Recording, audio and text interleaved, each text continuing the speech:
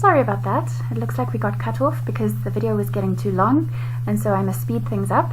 As you can see, I'm sitting on the floor because I'm tired, and you are welcome to do the same.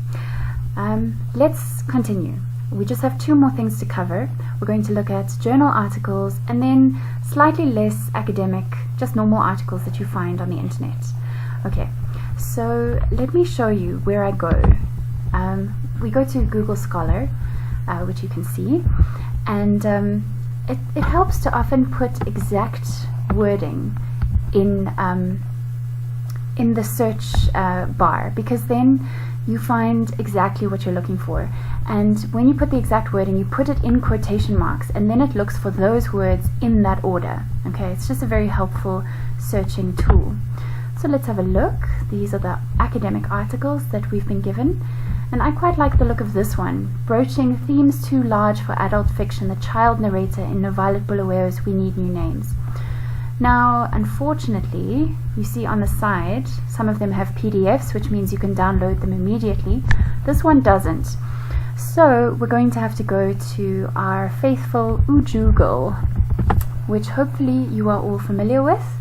You have to log in, and okay, so I'm not going to log in right now, but you log in and then you search for the article, and then it will take you to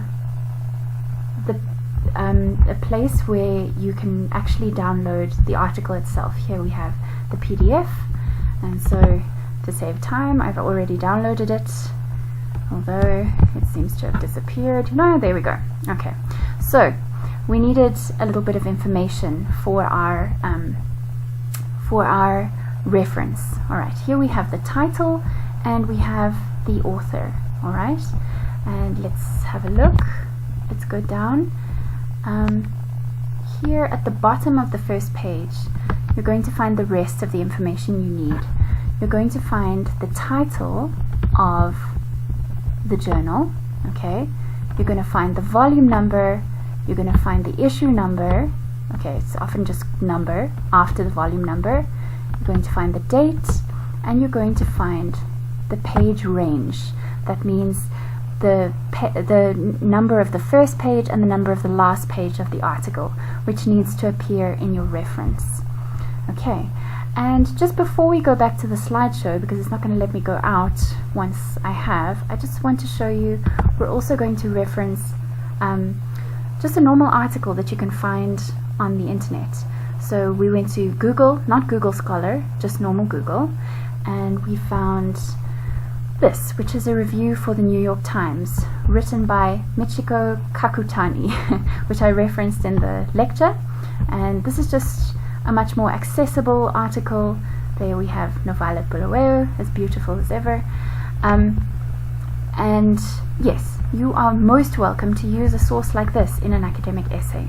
All right, and the information we need for that is obviously the title, and there it is. We need the author, and there he is. We need the date. Now there's 2013, but we also need the more specific date of publication if it's available, and there it is. And we need the name of the big publication, which is the New York Times. All right, let's go back to our little slideshow and finish up, shall we not? All right, here we go. So we got as far as the formula. Now here we go. There is our reference for our journal article. We found the author's name. It was Wilkinson, and her first name was Robin. So Wilkinson, comma, space, R, full stop, space. It was written in 2016, close brackets, full stop. And now remember, the title of the article is not in italics. Broaching themes too large for adult fiction, the child narrator in No Violet Bulawayo's We Need New Names. Now obviously, now we see here, this is in italics, but it's in italics because it's the title of the novel, and that must always appear in italics. Alright, and here we have the English Academy Review, not the, just English Academy Review, which is the title of the journal, and that appears in italics, comma, remember the volume name, volume number, that goes here, 33, no space, open the brackets, the issue number, which is 1, close brackets, comma, and the page range, which is 123 to 132, full stop. Brilliant, done. Okay. And finally, a less academic article, as I showed you. This is the formula, the author surname, author initials, year, month, day. See, now here we get a little bit more specific.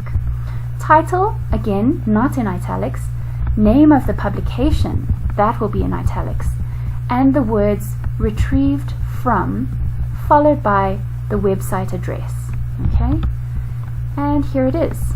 Kakutani, comma, M, full stop, open brackets, 2013, year, comma, comma, month, day. So here we have May 15th, full stop. A Child of Two Lands is the title. The New York Times is the name of the publication. Now the words retrieved from, which you'll always put when you put a website address, and obviously followed with colon, and then you have the address that you get at the top of the bar. Okay, and you just copy that and paste it. And now here we are. Let's pretend that my little presentation was an essay, and it is important that at the end of every essay you have a bibliography. Now I want you to take a look at this bibliography. These are the things we have looked at, okay? And what you'll notice is that they are in alphabetical order. So B comes before K, comes before W. That's the order in which they need to appear. It is very important that you only put works that you actually used in your assignment, in your bibliography. So you can't just put a bunch of things to make it look like you read a lot. Unfortunately, you have to actually insert only those things that you have read and have used. And one last thing, there are no numbers, there are no bullet points, there is just a list. And the way that you tell things apart is you just formulate them correctly and you put them in alphabetical order. I hope this helps, and I look forward to much more polished academic referencing. Cheers, everyone.